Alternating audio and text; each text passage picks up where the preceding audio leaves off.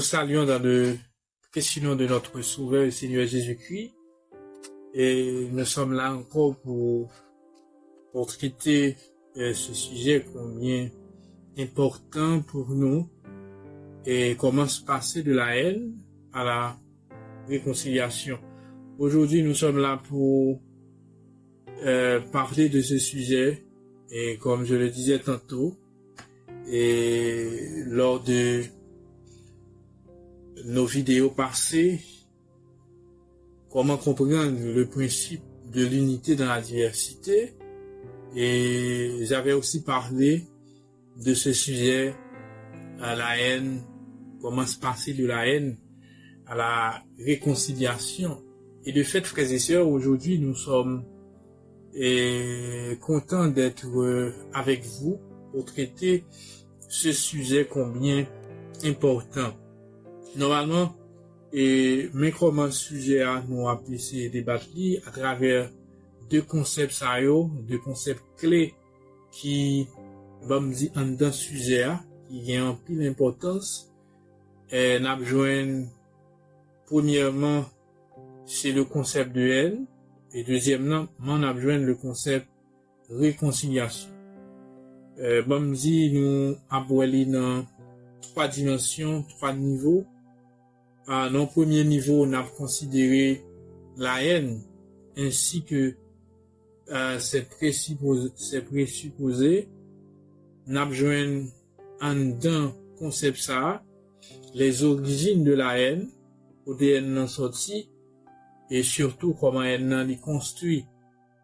Deuxièmement, on a comprendre ce concept dans la topique freudienne, et finalement, on a le comprendre dans la philosophie. Nous, deuxième élément clé, c'est la réconciliation et ses présupposés.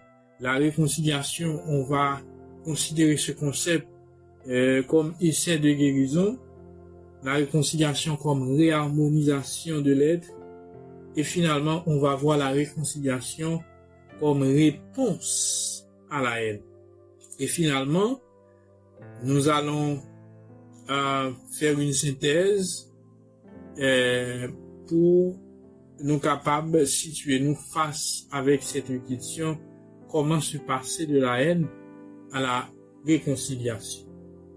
Chers amis, chers auditeurs, et nous pas oublier dire que pendant que vous suivre exposé ci là, pas négliger abonner avec page là, pas négliger commenter, partager, et si toutefois vous avez une question, pas hésiter à poser question parce que question yo important pour nous, et c'est de fait à travers question que n'a privé y gagner un exposé et un débat qui est capable enrichissant.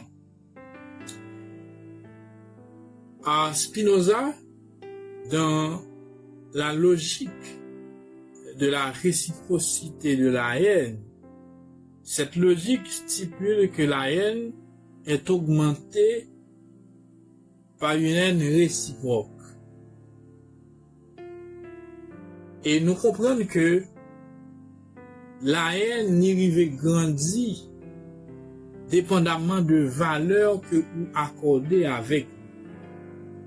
Et c'est pourquoi nous disons que le concept de haine, c'est un concept qu'il faut appréhender dans sa grandeur philosophique, dans sa grandeur psychanalytique.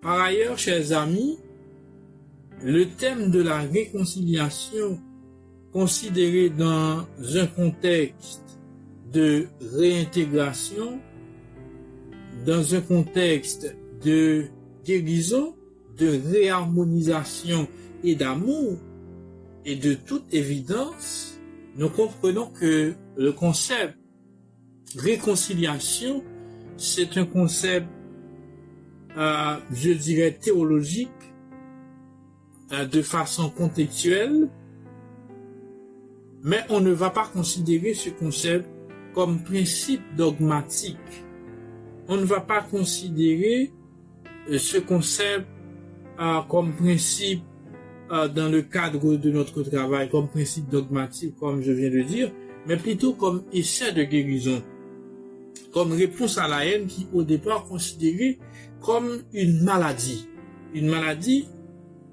qui d'une part peut être bien appréhendée sans questionner le concept de haine.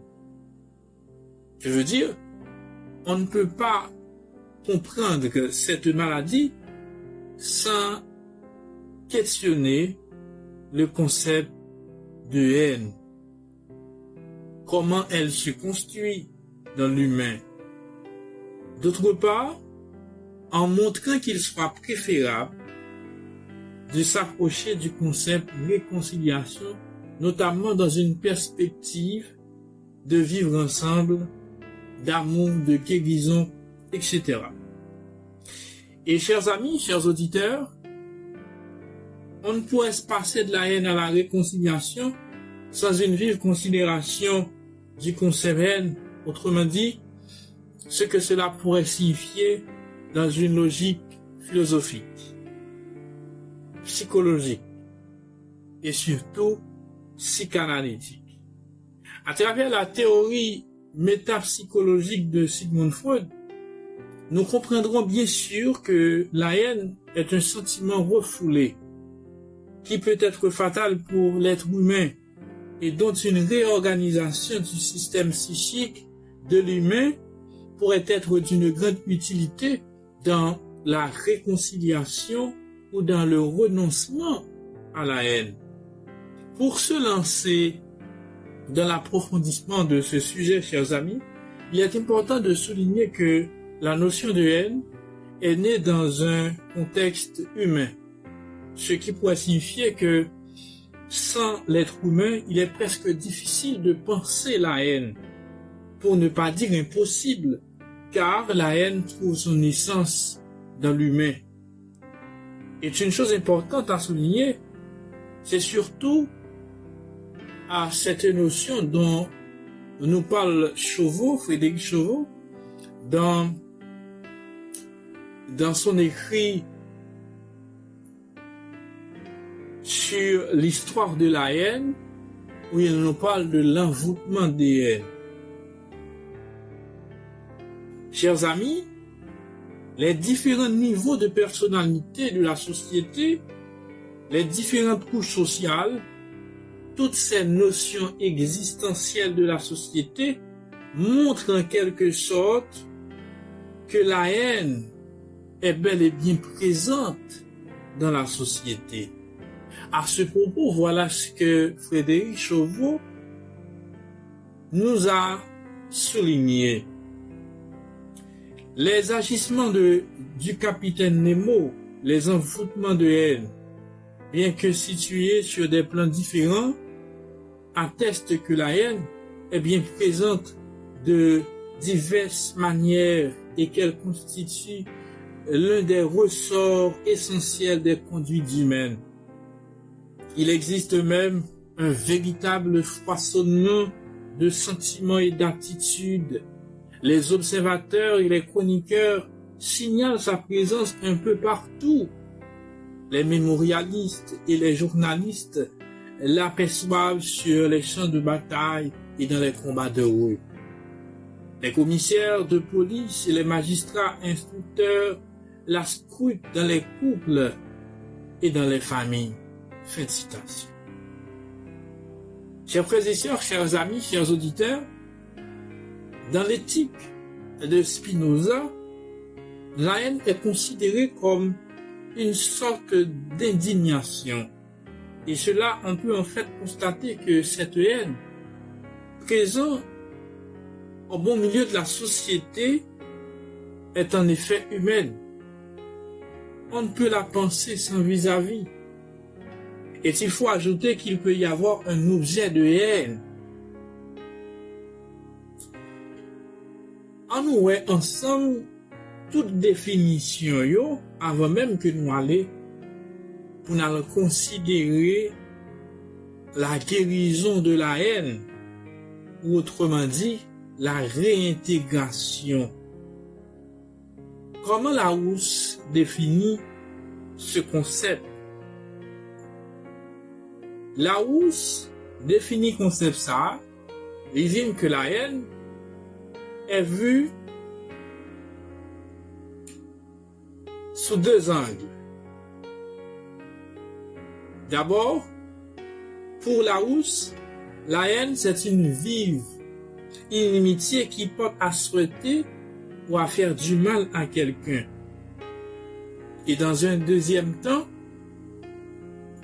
c'est une vive répugnance, une aversion pour quelque chose. Pour Spinoza, la haine n'est autre qu'une tristesse qu'accompagne l'idée d'une cause extérieure.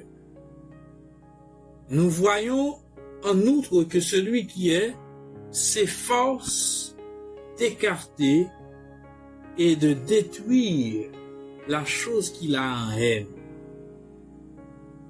Selon l'éthique 3, opposition 13. La haine vise à détruire son objet, y compris la perfection qui est dans la chose. Donc, dans un certain sens, on peut considérer le deuxième angle de la définition de la haine selon Larousse, que Spinoza extériorise au parler de la haine. En fait, lui, il le voit dans le contexte de l'aversion, la répugnance, et ce, quel que soit l'objet. Dans ce sens, il vise à le détruire. Dans une autre approche philosophique, la haine se voit comme un sentiment particulièrement fort qui consiste à souhaiter durablement la soumission, la disparition ou l'anéantissement d'un être ou d'une chose. Les objets ou les sujets de la haine sont considérés comme étant dénués de toute valeur.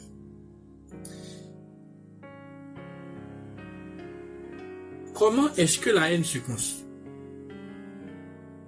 D'où vient la haine?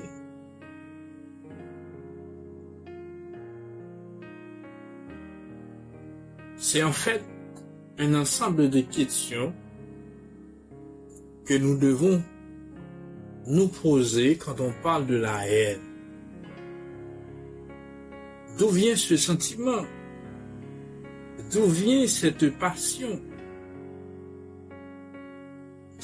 Comme je le disais tantôt, la haine est anthropologique, ce qui veut dire que la haine se trouve dans l'être humain. Et il se trouve qu'elle est humaine. Considérant le principe de la cause à effet, la haine ne peut être seulement vue comme une passion à effet qui nécessite une évaluation des causes. En général, la haine se construit de la même manière que l'amour se construit. De fait, cela nécessite un temps de construction. Vu les dégâts de ce dernier, on la considère comme une maladie qui nécessite une guérison. D'abord, il importe de comprendre comment est-ce que la haine se construit. Et c'est une question importante, car au point de départ, la façon dont on comprend ce sentiment ou cette passion s'avère donc d'une grande importance. Une importance, je dirais, considérable. Spinoza nous parle d'un ensemble d'éléments selon lui. La haine en découle. La haine, selon la méthode spinoziste, trouve sa source dans l'illusion du libre arbitre, l'imagination et l'imitation passionnelle. De ces éléments, la haine en est engendrée. Il se trouve que la haine se répand par l'ignorance, la méconnaissance des lois naturelles et surtout par la violence.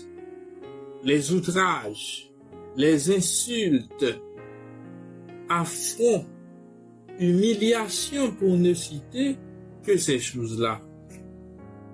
Et à ce propos, Anne Kant dit cela: la haine est le propre de l'homme. Elle est une passion effet et non seulement une cause, dont il importe, selon la méthode spinozienne, d'évaluer les causes pour mieux la connaître elle-même. Elle serait engendrée pour Spinoza par l'illusion. Les instances dont il est question dans le travail de Freud nous aideront à comprendre mieux la notion de haine dans le comportement de l'homme. Et c'est pourquoi il est avéré important de comprendre la notion de haine dans la topique freudienne. Car celle-là montre le fonctionnement de la psyché humaine à travers les instances de l'appareil psychique. Et Chauveau-Frédéric, chers amis, de son côté, nous montre qu'il y a de plus vivant dans le réel. Et c'est ainsi qu'il nous précise cela. Le mal, la violence, la cruauté, le sadisme ont fait l'objet de travaux importants et de réflexions hardies bien avant la Seconde Guerre mondiale. Mais seule la thèse complémentaire du philosophe René Mathy, intitulée sobrement La haine, soutenue en 1927 à Nancy, entend lui donner un caractère actuel, même s'il s'agit d'une sorte de promenade réflexive. Fin de citation. Les réflexions portées sur la notion de haine considèrent grandement la pratique de la violence, le mal, la cruauté, l'humiliation qui font naître la haine dans l'humain. La réflexion de Charles Rogeman sur le savoir vivre ensemble se porte sur un ensemble d'interdictions dans une banlieue. Plus précisément, interdiction aux pratiques de violence et de racisme, car ces choses sont à la base de la haine, précise Rogeman. Le psychique de l'homme emmagasine les fantasmes, les animosités, etc. Dans la topique freudienne, l'explication de l'appareil psychique de l'homme se manifeste par les différentes instances. Ainsi, voyons la construction du concept ou la construction de ce concept qu'on appelle haine dans la topique freudienne. La haine dans la topique freudienne, il y a plusieurs théories qui se sont donc élucidées de manière à apporter une explication sur le développement, le fonctionnement, le comportement de l'être humain. Que ce soit dans les sciences sociales, la littérature, les sciences modernes, la philosophie, l'art, ainsi que la médecine, toutes ces sciences présentent des modèles de théorie expliquant le mode de fonctionnement de l'homme. Et tout cela montre comment l'humain fait donc objet de grandes études. Sigmund Freud, un docteur en médecine et neurologue autrichien, il est né le 6 mai 1856 à Fribourg et il est décédé malheureusement le 23 septembre 1939 à Londres. Ce monsieur, il est le père de la psychanalyse. Il développe des théories fondamentales sur la psyché humaine, du complexe d'Oedipe à l'inconscient. Il est le premier à mettre en place la cure analytique qu'il théorise dans plusieurs ouvrages majeurs. Par exemple, l'interprétation des rêves en 1900, Totem et tabou en 1913, ou encore Le moi et le ça en 1923. Dans la première topique freudienne, il y a une grande considération des concepts ou systèmes conscients, préconscients et inconscients.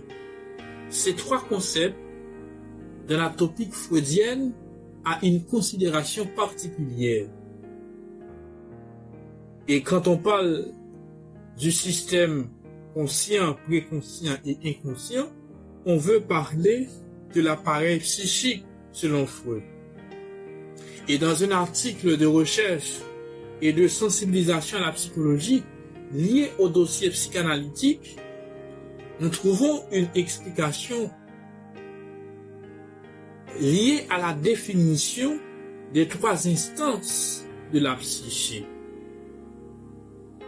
Premièrement, il y a le système conscient. Freud préconise le système conscient ou la première instance de l'appareil psychique comme étant l'élément périphérique de la psyché, ce qui sous-entend qu'il reçoit toutes les informations extérieures et les envoie dans l'appareil psychique. Ce système conscient reçoit aussi les informations venant de l'intérieur du psychisme, comme par exemple les souvenirs. Il est très proche de l'autre instance dit préconscient. Ainsi, voyons le système préconscient. Le système préconscient regroupe tous les éléments qui ne sont pas présents à la conscience de l'individu à un moment précis, mais qui sont acceptables. Il stocke sans émettre de censure. Il n'y a donc pas d'altération du contenu. Freud nous montre ici que cette instance au système psychique joue un rôle d'intermédiaire entre le conscient et l'inconscient. Il permet à notre conscience de se concentrer sur certaines tâches sans être parasité par des éléments indésirables à ce moment. Il nous permet de nous adapter à la réalité, au monde extérieur. On dit qu'il est régi par le principe de réalité. Il nous permet de supporter l'insatisfaction et de remettre à plus tard des actions ou des désirs. Ça, c'est le système préconscient. Et maintenant, voyons le système inconscient. Le système inconscient, il est séparé du reste du psychisme, à savoir le préconscient et le conscient, par une censure très forte. Il est formé de sentiments, de désirs ou actes dont l'accès à la conscience est bloqué. Ces éléments cherchent à revenir à la conscience, mais ils sont refoulés par la censure. Il est souvent le siège de désirs frappés d'interdits. On se réfère à la deuxième topique de Freud. Je veux parler du surmoi. Les désirs ou pulsions inconscients cherchent leur satisfaction immédiate. On dit donc que le système inconscient est régi par le principe de plaisir, qui, contrairement au système préconscient, régissant par le principe de réalité. Cette présentation de la première topique freudienne théorise le comportement humain en expliquant les 3 instances de la psyché de manière intégrée, de manière respective et de manière où chaque instance assure leur part de responsabilité dans le bon fonctionnement de la psyché. En nous imaginez un instant que cet appareil ou ces instances ne jouent plus leur rôle, ne tiennent plus leur responsabilité. Vous imaginez comment sera donc le comportement de l'humain, car il y aura, je dirais, une désorganisation. Je dirais, il y a déjà la désintégration. Et c'est ce que j'appelle moi la maladie. Quand il y a cette désorganisation au niveau de la psyché humaine, il y a déjà la désorganisation. Et maintenant, on pourrait même parler d'une sorte de trouble. L'homme, le comportement de l'homme ou la manière d'agir de l'homme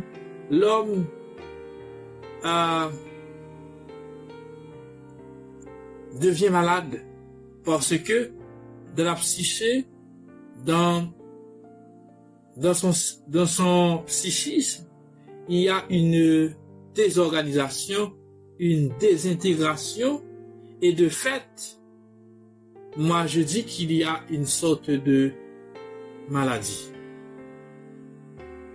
Et cette maladie, il faut trouver une guérison. Et ce qui se passe dans le psychisme, quand il y a chaque instance qui joue leur part de responsabilité, c'est comme le principe de l'unité dans la diversité. Chaque instance travaille pour l'intégration de la psyché, de l'appareil psychique. Et de fait, chers amis, s'il n'y a pas ce travail de chaque instance pour l'intégration de la psyché, bon, dis-moi sauver, nous avons un résultat côté que chaque instance a fait par eux et a travaillé au détriment de la psyché. Il est ça, comportement l'homme n'a pas vini de manière bizarre, drôle, bagay nous pas qu'à comprendre. Et de fait, ou pral ouais que des organisations sans qui gagnent, pral permettre que l'homme nan la pour remettre une série de bagages que ou pas qu'à comprendre. Et Freud, chers amis, il pas suspend causer avec explication liyo, il a parlé de psyché. Et c'est pour ça qu'il est venu avec cette deuxième topic, précisément dans les années 1920, qui en fait ne contredit pas la première topic, mais l'enrichit avec des concepts comme le ça, le moi et le surmoi. Ces instances, chers amis, chers auditeurs, expliquent vraiment le fonctionnement de l'humain et montrent l'éternel conflit du ça et du surmoi, et dont le moi joue le rôle de médiateur entre les deux de manière respective. Dans cette présentation, le schéma est identique au premier topic, ce qui montre que la deuxième n'exclut pas la première, mais l'inclut en profondeur. Toujours dans la recherche et la sensibilisation à la psychologie, les instances de la deuxième topic de Freud se définissent de la manière qui suit. Le ça. Le ça est le siège des pulsions, le siège des désirs refoulés. Il a un rôle inconscient et donc involontaire. C'est-à-dire qu'il nous est inconnu. Il apparaît avant l'éducation, par conséquent certains le voient comme le pôle animal de l'être humain. Le ça n'a pas été théorisé par Freud. C'est plutôt Dick Godek qui le définit comme ce qui se passe en nous et qui nous échappe. Il est dominé par le principe de plaisir. Dans le ça, seront refoulés tous les éléments interdits. Il va rentrer en conflit avec le moi et le surmoi. Et de fait, chers amis, le ça, il est responsable, il est dominé par le principe de plaisir. Donc ça, c'est le ça. Pour le surmoi, lui, il possède un pôle de censure ou de juge. Il correspond à notre conscience morale, notre autocensure. Cette censure peut être consciente ou inconsciente. Il se forme par l'intériorisation des interdits parentaux. Durant l'enfance, on fait référence au complexe de type et des exigences sociales. C'est par lui que s'effectue le refoulement des désirs et pulsions dans l'inconscient. Les exigences du surmoi peuvent être très grandes, ce qui peut provoquer des conflits avec le moi et le ça, et aussi des troubles de personnalité que Freud appelle les névroses. Des dégâts ou plutôt des blessures dans la société, le fantasme, la calomnie, la violence, les animosités, pour ne citer que ces choses, elles sont vivement présentes dans la société. Ces choses sont stockées dans la psyché de l'humain et provoquent la désintégration de chaque instance de la psyché. Dès lors, nous comprenons que ces sentiments s'installent. La haine s'installe. Dans la philosophie, la notion de haine a une considération importante. Et voyons les différentes façons dont la philosophie l'aperçoit. Et c'est pourquoi nous allons comprendre la haine dans la philosophie. Nous venons de comprendre la haine selon la topique freudienne à travers les instances, le ça, le surmoi, et il y a le moi. Ça, c'est la deuxième topique freudienne. Et pour la première topique, on avait parlé du système conscient, préconscient et inconscient. Maintenant, on va comprendre la haine dans la philosophie. La philosophie définit cette notion de haine comme elle est vraiment. Elle n'explique pas la façon dont elle se construit, mais plutôt, elle explique les dégâts qu'elle peut causer, les différentes phases que compose cette notion, et surtout, ce qui l'alimente. Dans un certain sens, chers amis, chers auditeurs, la philosophie nous montre que la haine est bien le propre de l'homme et que plusieurs éléments sont à la base de l'instinct et l'ignorance. Ces deux éléments sont considérés comme deux grandes causes de la haine.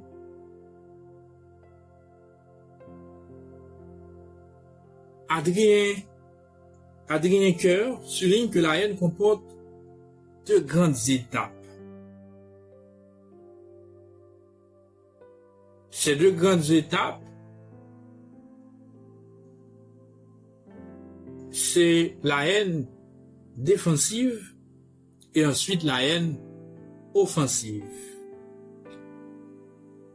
Ces étapes peuvent se comprendre dans la deuxième topique de Freud et surtout via l'explication de l'instance, le ça qui est le stockage des désirs ou des sentiments. Or, nous savons que la haine est un sentiment, une passion qui a été travaillée pour être stockée dans le ça. Le ça, comme nous explique Freud, c'est un lieu de chaos, un lieu tragique. Voilà comment l'auteur l'exprime. C'est la partie la plus obscure, la plus impénétrable de notre personnalité. C'est un lieu de chaos, une marmite pleine d'émotions bouillonnantes. Il s'emplit d'énergie à partir des pulsions, mais sans témoigner d'aucune organisation, d'aucune volonté générale. Il tend seulement à satisfaire les besoins pulsionnels en se conformant au principe de plaisir. Le ça ne connaît et ne supporte pas la contradiction. On n'y trouve aucun signe d'écoulement du temps. Dans un premier cas, chers amis, la haine est considérée comme une perversité. Cette notion de perversion narcissique comme mécanisme psychique qui nourrit l'ego par la négation et la manipulation de l'autre. Cette perversion attaque le système défaillant du psychique, produisant un manque de confiance en soi. C'est en effet la manière du philosophe Adrien de voir la haine. Il poursuit que l'ignorance en est une grande cause et qu'il y a au moins 5 éléments qui expliquent la notion d'ignorance. L'on pas connaît. Ignorance là, ou pas connaît. Il y a le manque d'information, les perceptions erronées de la réalité, la méconnaissance de soi, il y a la méconnaissance des autres ou encore l'incompréhension des lois naturelles. Pour d'autres philosophes, dans le désir des passions, la haine est considérée comme une passion qui peut influencer le comportement de l'humain via des raisons qui pourraient l'alimenter. Du côté de Frédéric Chauveau, la haine est une sorte de passion qui a été construite dans le passé et qui soit impossible de changer. En effet, la haine est une passion qui conduit non à la construction, voire la reconstruction. Elle conduit plutôt à la destruction, au malheur. Martel Chauveau. Comme elle représente la part maudite des sociétés et entraîne le malheur, la destruction. Comme elle peut être examinée à partir de 4 aspects. L'exclusion de l'adversaire, la politique vécue selon le rapport ennemi-ami, la couverture idéologique des vengeances, la mise en cause de la violence, auquel il faudrait ajouter la peur de l'autre. Fin de citation. Les stoïciens suggèrent que les passions sont un trouble, un déséquilibre de la partie directrice de l'âme, qui est le siège de la raison, explique le désir des passions. De ce point de vue des stoïciens, nous pouvons comprendre que la haine porte un quasi-déséquilibre dans le comportement de l'humain. Certains philosophes expriment l'idée que les passions sont bonnes ou mauvaises selon qu'elles sont mesurées ou excessives. Chers frères et sœurs, chers amis, chers auditeurs,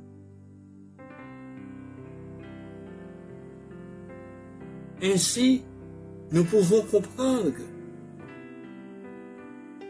quand cette passion envahisse le sujet,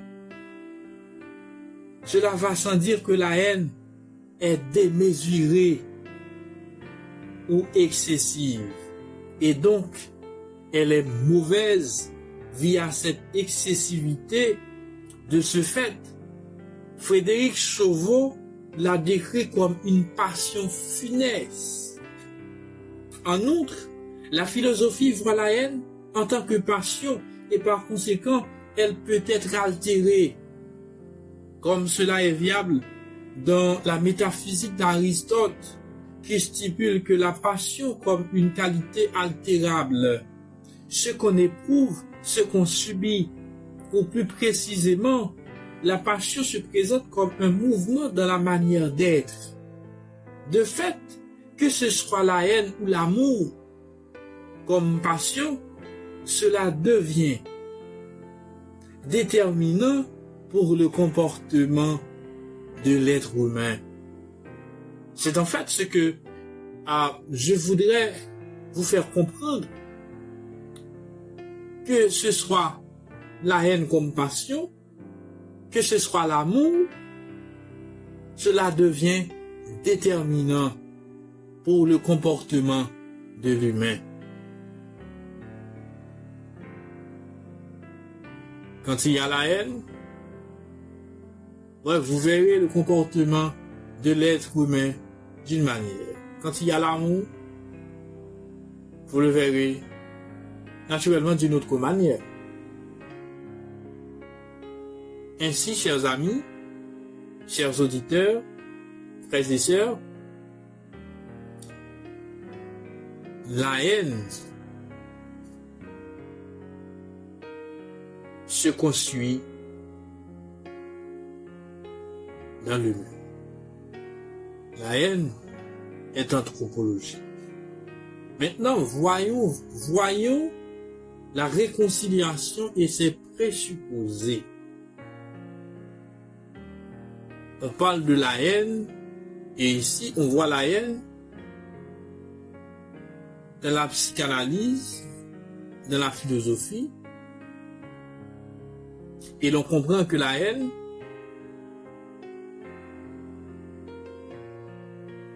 étant démesurée devient une maladie. Une maladie qui nécessite une guérison. Et c'est pourquoi nous allons voir la réconciliation comme essai de guérison. Selon Robert, la réconciliation, c'est le fait de se réconcilier dans une première considération. Dans une deuxième considération qui est portée sur le plan de la religion, la réconciliation, c'est une cérémonie catholique par laquelle une personne est réintégrée dans l'Église. C'est en fait une considération intéressante, mais l'on va aller plus loin.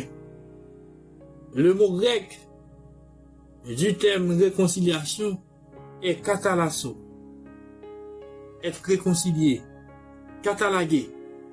Donc la réconciliation, c'est le fait de se remettre d'une différence, catalagué. Pour réconcilier, il est évident de cerner la notion de conciliation qui jaillissait avant la période de mésentente qui conduira bien sûr à une querelle, une division. Et c'est alors qu'on peut parler de réconciliation qui stipule la quête de résolution du problème, etc. Donc la réconciliation, c'est le fait de restituer, je dirais, une relation originelle. Donc la réconciliation dans la logique de guérison, c'est en effet le traitement de la maladie qui ronge le corps. Quelle est donc cette maladie? Cette maladie, c'est bien ce qu'on venait de dire, la haine. Car la maladie est celle de l'âme qui rend tout le corps malade. Dans une note de prédication, en prélude d'un grand synode que l'organisation Pension de la Théologie et UDR compte organiser dans le pays, je veux dire Haïti, il y a une thématique intéressante qui est prêchée, c'est la guérison. Sur le chemin de la guérison. Dans cette note de prédication, le prédicateur invite le public en général à prendre le chemin de la guérison, qui est pour lui causé par un ensemble de pratiques évoluant dans la société haïtienne, soit des mauvaises nouvelles, des fantasmes, les incohérences. Pour le prédicateur, il y a une maladie qui ronge la société haïtienne. C'est une maladie mentale. Il poursuit que le psychique de l'être haïtien ne fonctionne pas bien avec tout ce qui se passe dans le pays. Le pays va mal. Il y a les discours politiques. Il y a la gestion des politiciens du territoire.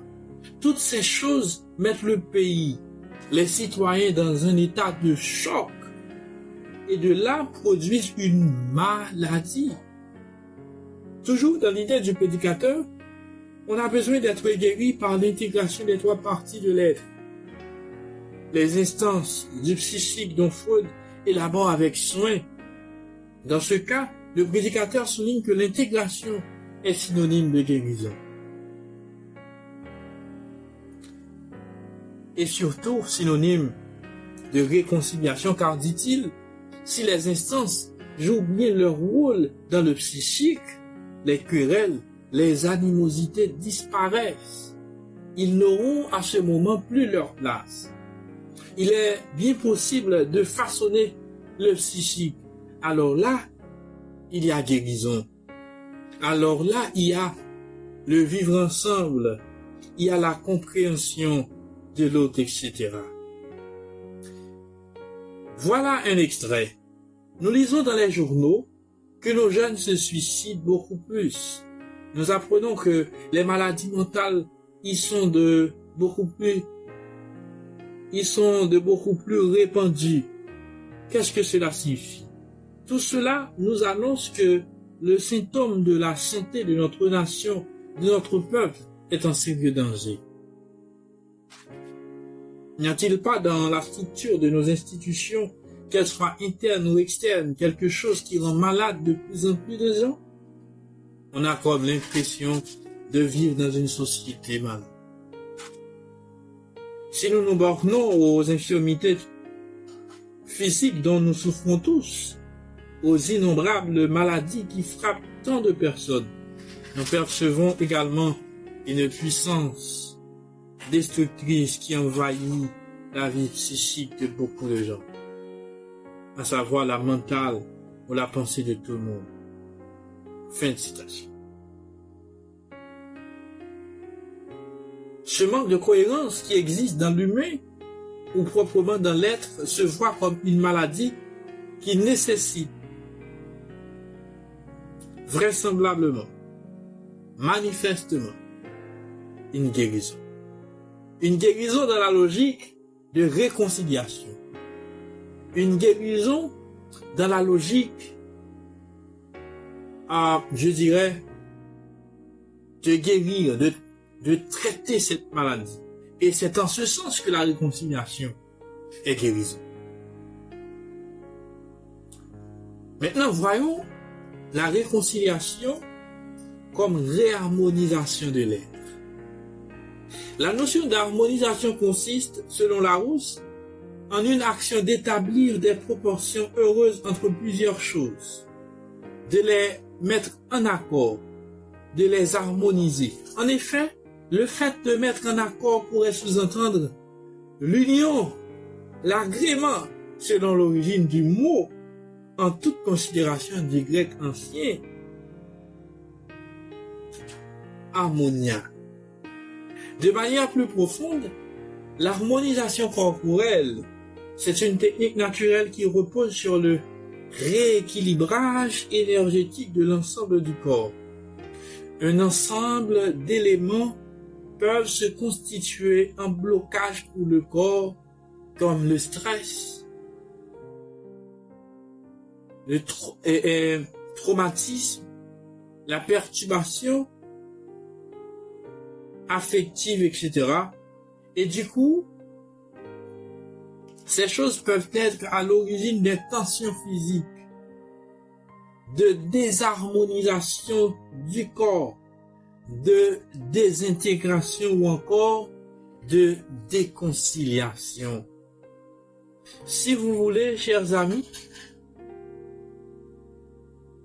dans cette perspective, le psychique de l'humain a besoin d'être réharmonisé. Les différentes proportions du psychique ont besoin d'être réharmonisées de manière à porter une réponse favorable à la haine. Car la réconciliation doit être viable dans une logique de réharmonisation.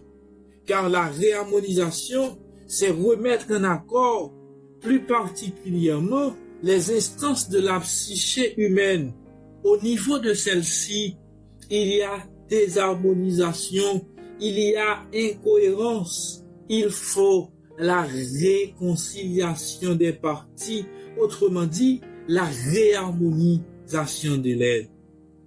Et c'est en ce sens que la réconciliation est réharmonisation. Dans ce cas-ci, la réconciliation se voit comme une réponse qu'il faut donner à la haine.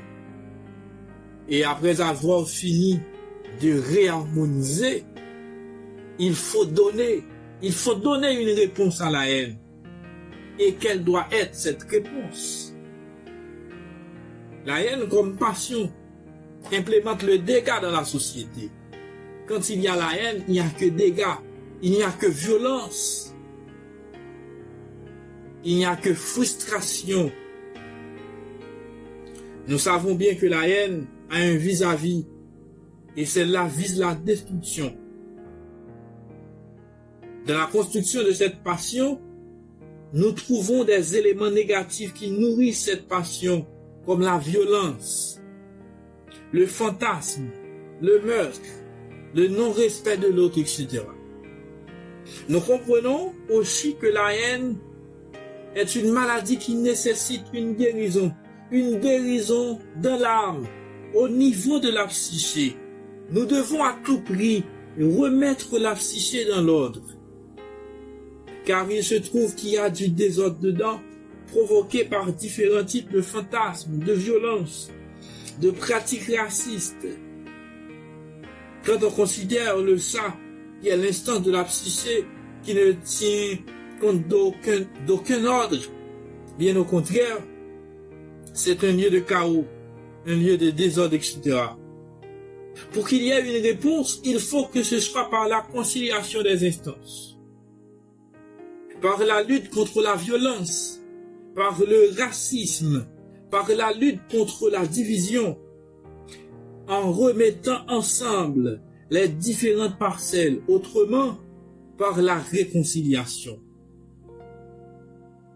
Il faut lutter contre la violence, il faut lutter contre le racisme, il faut lutter contre la division, il faut dire non à la haine, il faut dire non à la division, il faut dire non à la violence, il faut dire non au racisme, il faut dire non, non, non. Il faut donner une réponse à la haine par n'importe quelle... C'est pas n'importe quelle réponse. Une réponse qui ne soit pas de la même teneur. Je veux dire, une passion qui vise la construction de l'être.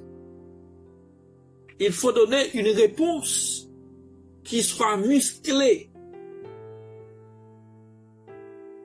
Une réponse, chers amis, qui vise la construction de l'être, la construction de son vis-à-vis, la construction de son partenaire. Chers auditeurs, chers amis,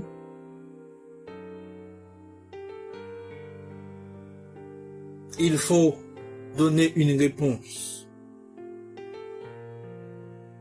Donner une réponse, comme je disais,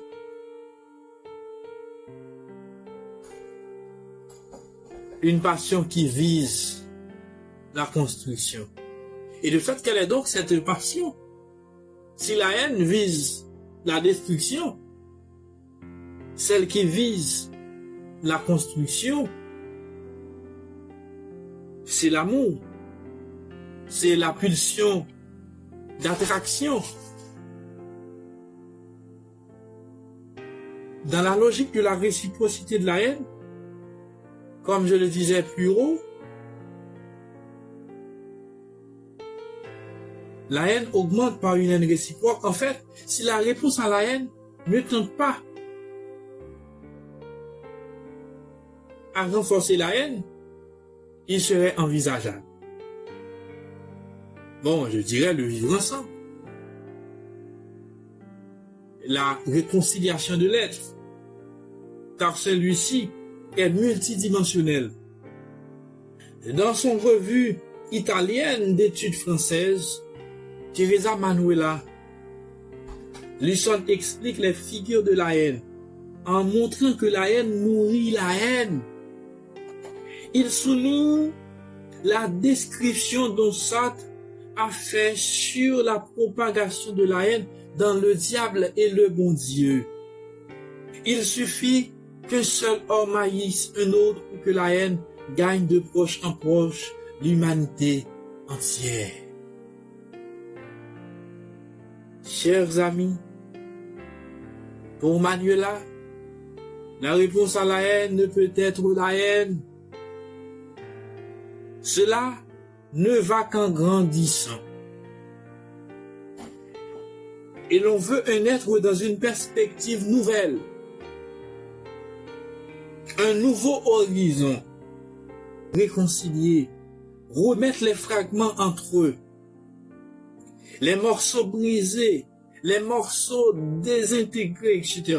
Ce que nous appelons au contraire, c'est un appel à la réconciliation, au point de dire, comme Rodrigue et Chimène, vous n'aurez pas ma haine.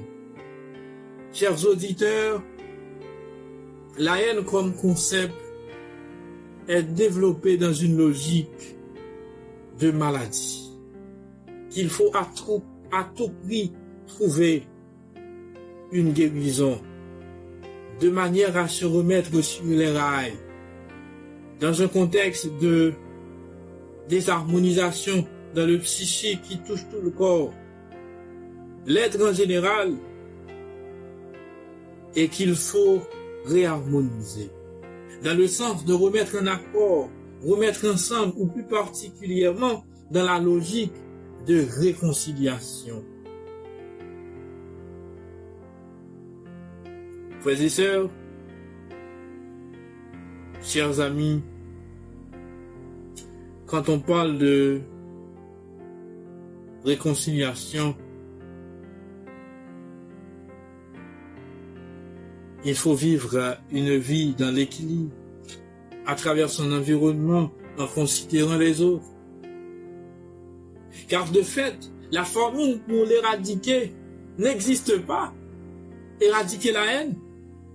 Ah, si vous me posez la question, comment éradiquer la haine, je vais simplement vous dire, on ne va pas pouvoir faire ça. On ne va pas pouvoir l'éradiquer. Ben oui, si vous me demandez, est-ce qu'on peut remplacer la haine? Ben oui, on peut remplacer la haine par l'amour. Mais on ne va pas l'éradiquer. Cette formule n'existe pas.